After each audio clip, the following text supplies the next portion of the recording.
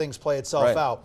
But what we're experiencing right now, I mean, just hot, dry conditions, any change to that pattern that we've seen in the near future?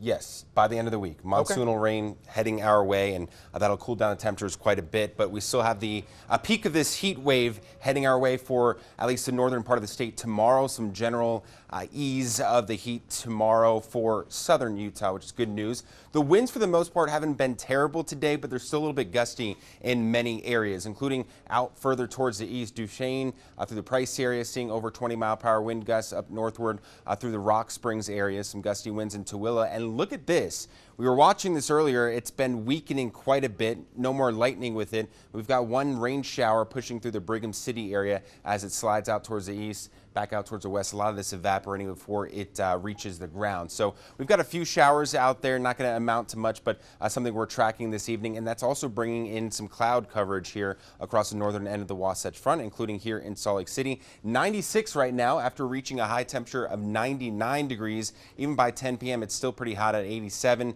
And then some slight relief here through the overnight, but not getting out of the 70s here for lows. So it's still going to be pretty warm as we start off the day tomorrow.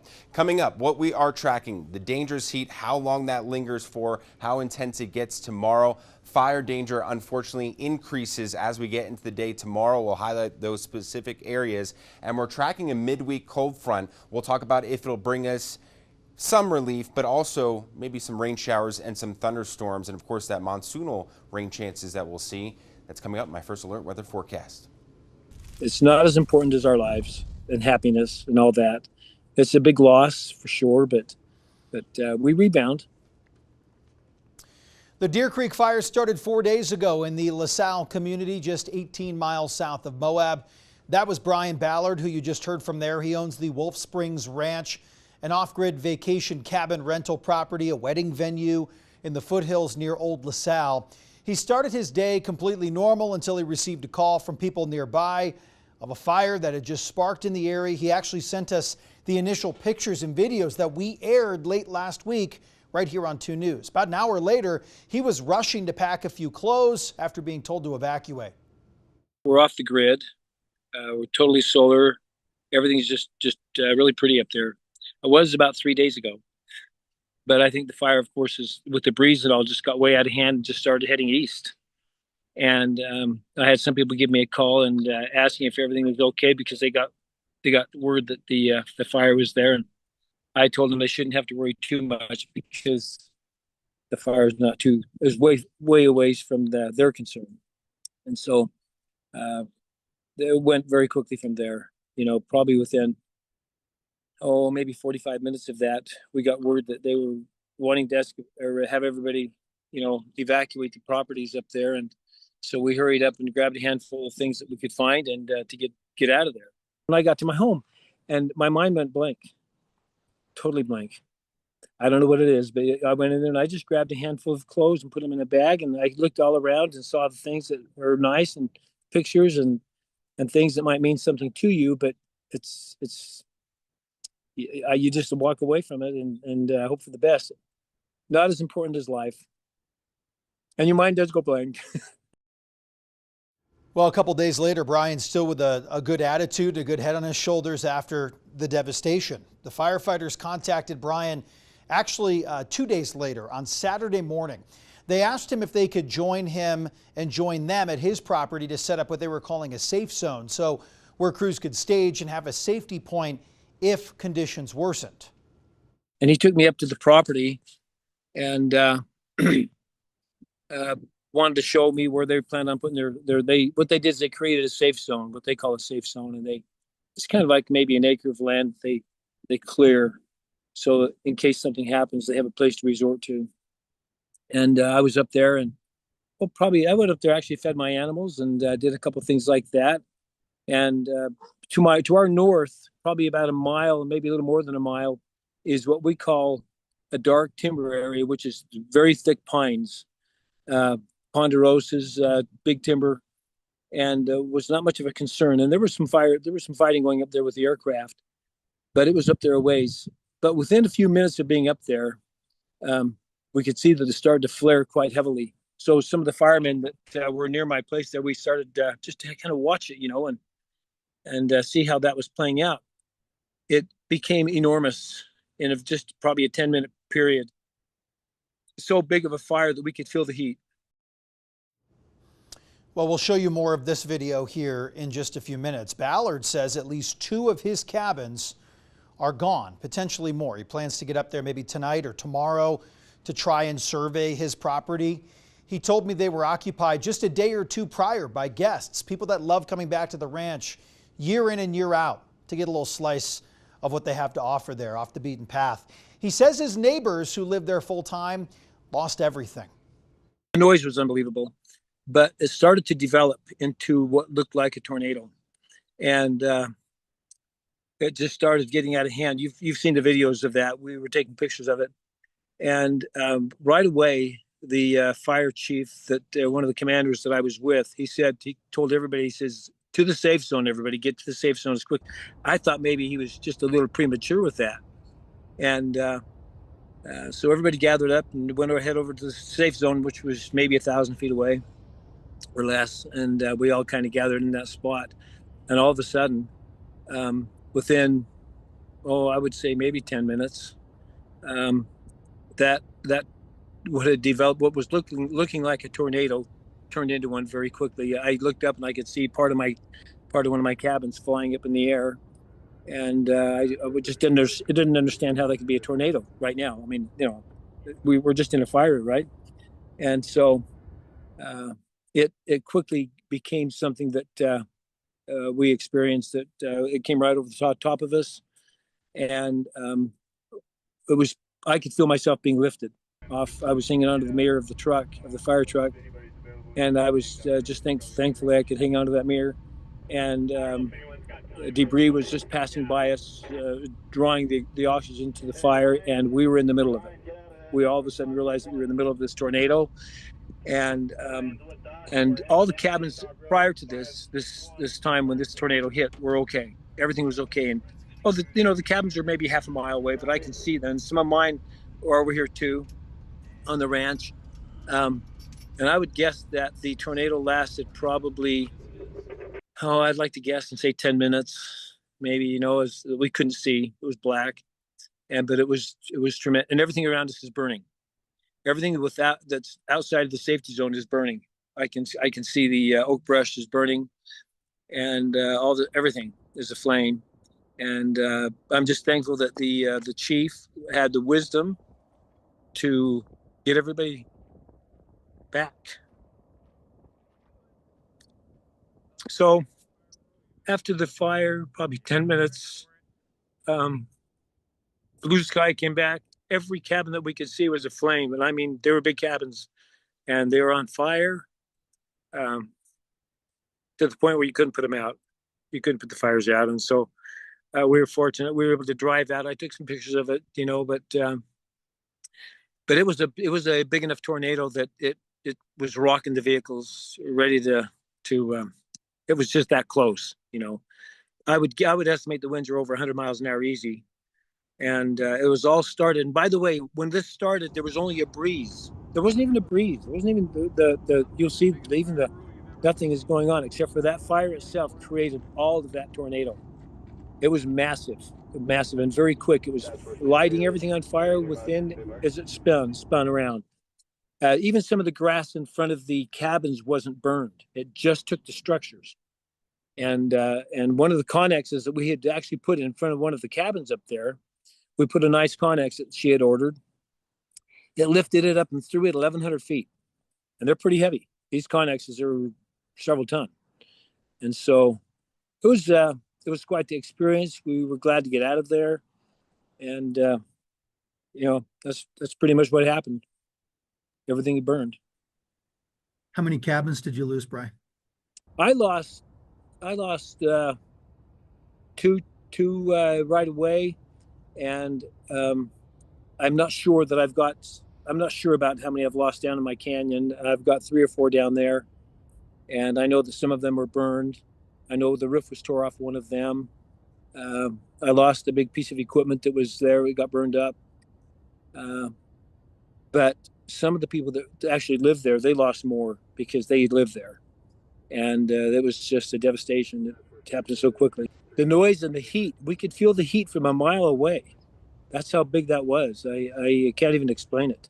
I talked to one of the firemen while that was happening. I says, "Are we feeling the heat from that fire?" And he said, "Yeah, yeah, that's how intense that was. Like a train. The noise was immense, you know.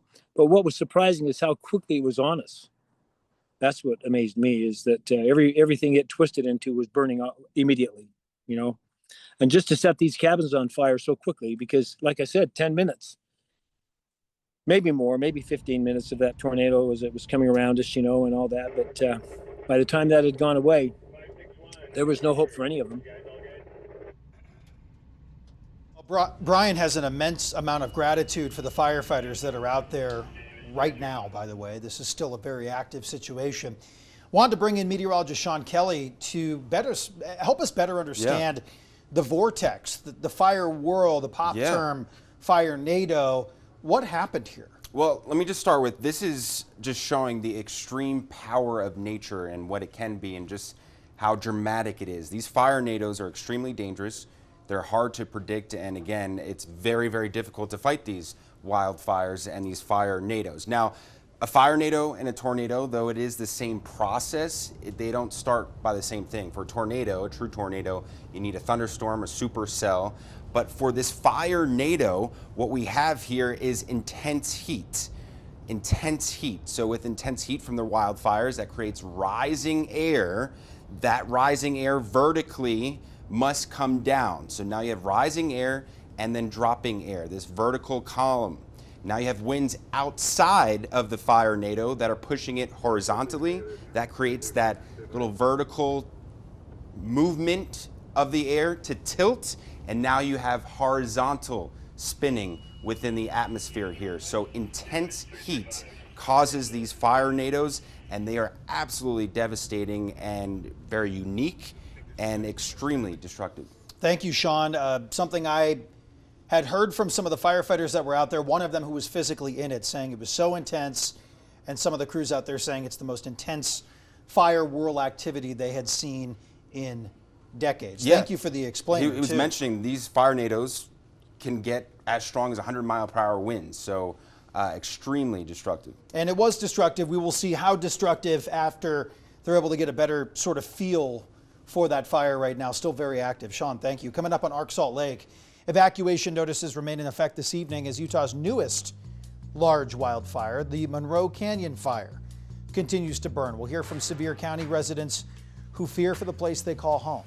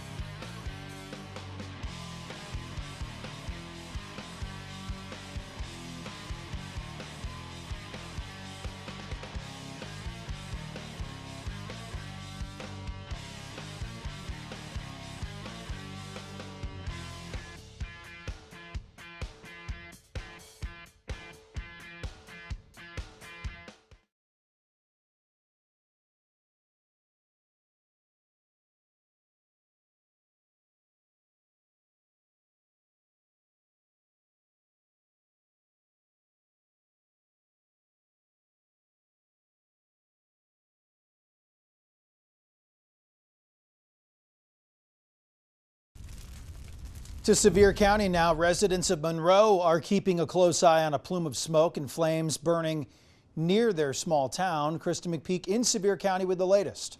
That fire here burning really close to downtown Monroe. We spoke with people there earlier. They're not worried, and we spoke with fire crews. They say that fire is burning up the mountain and away from residences here. It's quiet, close-knit, everybody knows everybody. Kasia has lived in the town of Monroe all her life. She loves the outdoors, and tourism fills the ATV trails around her. What was your thoughts when this fire popped up? Oh, now we can't go fishing. She says she isn't worried about the fire reaching the town in the valley below. I'm mostly worried about the mountain, about the wildlife. Over at the Sevier County Fairgrounds, where crews are coordinating, I spoke with Public Information Officer Kylie Stott. Hot, dry, and windy conditions expected through the middle of the week here. She says there are 60 structures that are under evacuation, mostly secondary residences and cabins. Most of their resources are dedicated to keeping those safe. No structures have burned. What is the anticipated timeline of this fire? Is there? It's too early to tell right now, really. For Kasia, she's optimistic about the fire. There's good aspects to it, of like cleaning out certain things, but it's when it takes over and burns everything. And then you start to lose your wildlife, you lose a lot of stuff. But then in the end, once grass starts growing, it's a refresh. And this fire is 0% contained right now. We'll be keeping a close eye on it and how it grows over the next week. That is, once again, hot and heavy. In Monroe, Krista McPeak, KUTV 2 News. Well, can't say it enough times, but obviously thinking of the support for firefighters and everybody out there, Sean. Yeah, absolutely. And the fire danger, unfortunately, will continue to linger. In fact, may get even higher for much of the state as we get into the day tomorrow.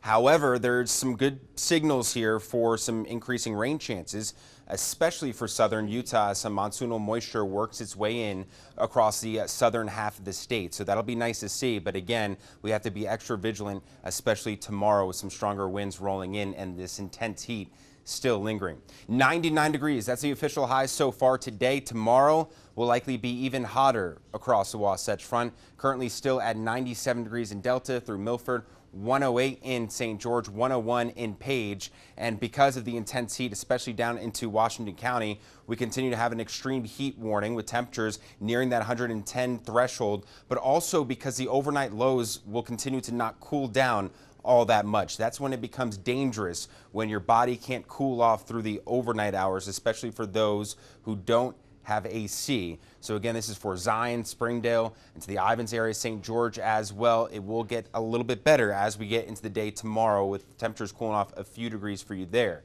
Up and down though, the Wasatch Front and all along I-15, all across the western part of the state, we've got fire alerts up as we're dealing with critical wildfire conditions tomorrow. We've got the ongoing drought, the low humidity, and now the strong gusty winds that we'll see tomorrow ramping in. For right now, the winds haven't been too bad. They are a little bit gusty further up towards the north, but they're significantly lighter down towards the southern half of the state.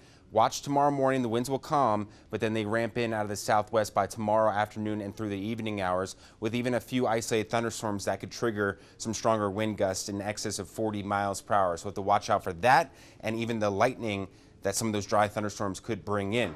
Also with those winds now out of the southwest tomorrow, that could bring in some wildfire smoke as far northward as the Wasatch Front. So watch out for the visibility, the haze in the sky, and also the air quality going downhill tomorrow and continuing on into Wednesday.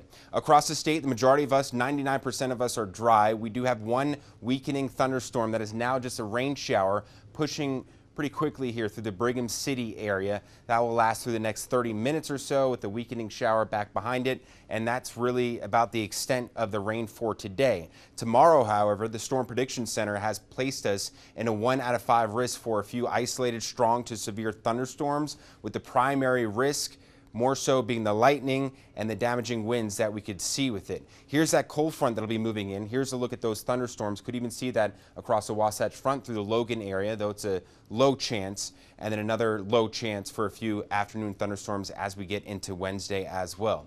We're into the 70s and 60s as we head into the overnight. Triple-digit heat tomorrow, so this will be the peak of our heat wave here, at least locally up towards the north. For St. George, you start to see some slight relief here, especially as we get into the end of the week as that moisture works its way in. Below 100 degrees on Thursday. How about that? And Friday as well. There's that monsoonal rain showers from Thursday into Saturday, and then along the Wasatch Front, some very low chances for a few thunderstorms in the days ahead. The peak of the heat tomorrow, but look at the drop as we get into Wednesday. 8-degree temperature drop with that cold front, and then another chance for a few showers and thunderstorms by Friday and Saturday. Brian.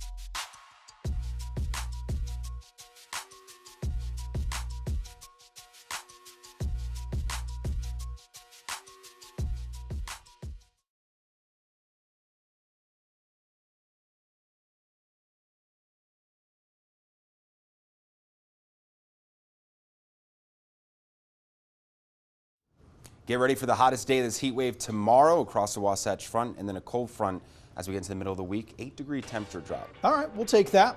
Thanks for joining us tonight for Arc Salt Lake. We are back tomorrow at 7. We'll see you then. Be safe.